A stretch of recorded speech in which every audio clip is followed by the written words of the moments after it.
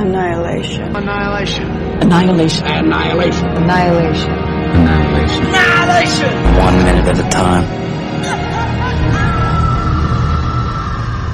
Life is short, though I keep this from my children. Life is short, and I've shortened mine in 1,000 delicious, ill-advised ways. 1,000 deliciously ill-advised ways. I'll keep from my children. The world is at least 50% terrible, and that's a conservative estimate, though I keep this from my children. For every bird, there's a stone thrown at a bird. For every loved child, a child broken, bagged, sunk in a lake. Life is short, and the world is at least half terrible. And for every kind stranger, there is one who would break you. Though I keep this from my children, I am trying to sell them the world. Any decent realtor walking you through a real shithole chirps on about good bones. This place could be beautiful, right? You could make this place beautiful. Maggie Smith, Good Bones. Because Lena had already volunteered, the script cuts from after Lena's conversation with Thorensen to exterior Southern Reach facility / gates, dawn, to the dazzling low morning sun. Then the concrete flank of the Southern Reach building as the massive metal gates of the facility unlock and swing open, revealing the 5 women of the team, each carrying their backpacks and automatic rifles. Ahead of them is the dusty scrubland of the deforested area. A few beats, then Dr. Ventress starts walking. Behind, the gates swing shut. But before the film gets to the women approaching the shimmer, we get the end of Lena's conversation with Dr. Ventress and a flash forward to Lena's interrogation by Lomax, and we will not get the opening and closing of the gates. Inside Ventress's office, close on Ventress, in response to Lena wanting to join them going into the shimmer, Ventress has just referred to Lena as soldier scientist and said, "You can fight, you can learn." She opens her eyes fully. What little smile she had is gone. Dr. Ventress continued, "You can save him." Second 6, close on Lena. We hear the rumbling thunder sound of the shimmer as we cut to interior interrogation room. Close on Lomax, right profile, second 9. He still wears his white hazmat suit. There are at least 6 people in the hallway observing from behind the glass. They wear light blue jumpsuits with hoods, but none have the hoods raised. They wear light blue face masks that cover their mouths and noses. They have dark blue gloves and dark blue badges, maybe, over their left breast. The man at the left end of the line holds a metal box / clipboard. One near the center holds a black box that looks to be something possibly other than a clipboard. Odd casting choice. They all seem. They're not in focus and they're behind the tinted glass, so it is hard to be sure. To be some Asian ethnicity, darker skin, dark hair. Southern Reach, outside of Ventress, has a type. Lomax. You requested to join the mission. You knew all other missions had failed, and the only survivor was barely surviving. Beat. He nods. Angle on Lena, right profile, second 19. And now we get something more like the echo of Lena talking to Kane at the dining room table. Lomax in Lena's position, Lena in Kane's. From this angle we can see that there are far more than 6 people in the hallway, at least 14 visible. Also from this angle, 2 of those in the lineup seem to be wearing lab coats rather than the blue jumpsuits.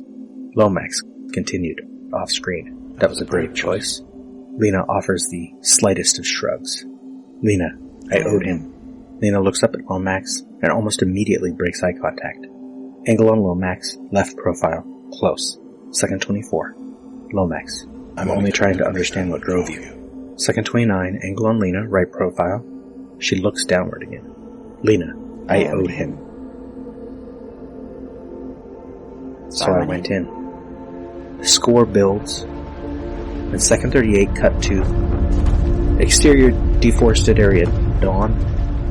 The script says the team walks in single file. First we get a shot across the field toward the tree line, the edge of the shimmer just before the trees. Which does not really make sense. A, this is a deliberately deforested area as the script labels it, and B, the shimmer has been expanding. If Southern Reach has been deforesting around the edge of the shimmer to ease observation and entrance, then the deforested area should stretch into the shimmer. Unless trees inside the shimmer grow at an alarming rate, which someone should bother to comment on at some point, but no one will. Considering the possibility of some sort of time loop eternal recurrence thing going on, to be discussed in more detail in a few minutes, These women are always heading to the lighthouse, again and again, as a microcosm for their whole lives, for all of our lives. That trees might be fully grown, just inside the edge of the shimmer, where Southern Reach probably would have previously deforested, feels like evidence. The script says Dr. Ventress leads, then Thornton, then Shepard, then Radek, then Lena. But they walk in a more even line as they come into frame from behind camera. From left to right, walking away from us, they are Thornton, Radek, trailing behind just a little, Shepard, who comes into view first, to the right of frame, Lena, and Dr. Ventress. They wear identical uniforms, Helicon Tech Special Forces uniform next coats with 6 cargo pockets, urban tactical pants. There's some debate about the specifics online, but their uniforms seem to be a mix of pieces from 2 companies, Helicon Techs and Proper. They wear mostly identical packs, 511 Tactical Rush 72 military backpacks with 2 rolled bundles at the bottom, a sleeping pad, possibly self-inflating, and a Marpac Olympus tent. 3 flat solar chargers hooked to the back of the pack, at least 1 Condor MA5 single M4 mag pouch hooked to the side. In their packs, the drinking tubes visible, they have Camelback hydration packs. Thornton's pack is closer in color to the light brown khaki of their uniforms, or possibly just covered by more accessories, while the other women's packs are more gray. They each carry a rifle, an M4A1 with a bungee sling, in front of them. From the way they carry them, we can assume now, if not before, they are all right-handed. They wear Atberg brand Lady Desert Elite boots, and purportedly, Portman had hers redone to not include leather because she's vegan. The camera rises as they walk. In the script, they walk right past the body that Thornton pointed out. As they pass it, Lena pauses, sees the skull, the way patches of hair and dried skin still cling to the underside of the skull, where it has been shielded from the wind and sun. Sees the missing section of bone above the left eye socket, blown out by a bullet. Sees the curve of ribs visible where the material of uniform has started to disintegrate. But there are no bones in the film. No survivor who was gunned down. Instead, they walk toward the shimmer. Second 46, we should notice the sound of a helicopter along with the thunder. Second 47, Thornton looks to her right across the line of women. Second 48, angle on Lena from her right. She was not the one trailing behind, so this angle should include, at the least, Radek, but Lena is framed alone. More thunder as the moving frame reveals military vehicles parked far behind the left edge of frame. Silhouetted soldiers stand beside them. The Southern Reach wall, that we have not really seen or heard described in the film, stretches off into the distance from the left. The tree line stretches in from the right. At the right edge of frame, we see the back of another woman's pack come into frame. We can deduce this is Radek, as we cut to. Second 51, angle on Radek and Thornton. Whether by the luck of costume availability and the natural poise of the 2 actresses, Thompson and Rodriguez, or deliberate choice in acting, directing, and costume design, just from this shot we might get the impression that Thornton is more comfortable with a gun than Radek. Thornton carries her rifle more securely. Thornton's jacket is unbuttoned, making her look even stockier than Rodriguez is. Beneath it, she wears a white tank top. Radek's coat feels too big, too long, which if this were not a 2-shot would make her seem smaller, younger. Under her coat, she wears a long-sleeve shirt visible at the wrists, overlapping her hands.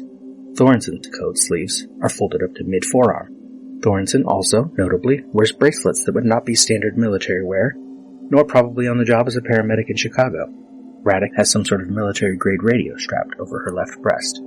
Thornton looks toward Radek, Radek looks toward Thornton, then down at the ground in front of her. Second 54, we get our best shot for an idea of just how big the Southern Reach operation is. The 5 women walk toward us small in the midground. The Southern Reach facility is small in the distant background, the wall stretching off to the left and right.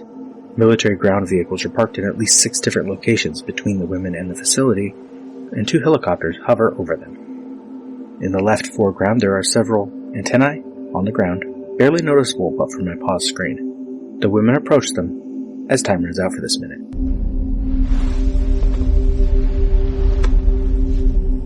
We spoke. What was it we said? Wordlessly watching, he waits by the window and wonders at the empty place inside.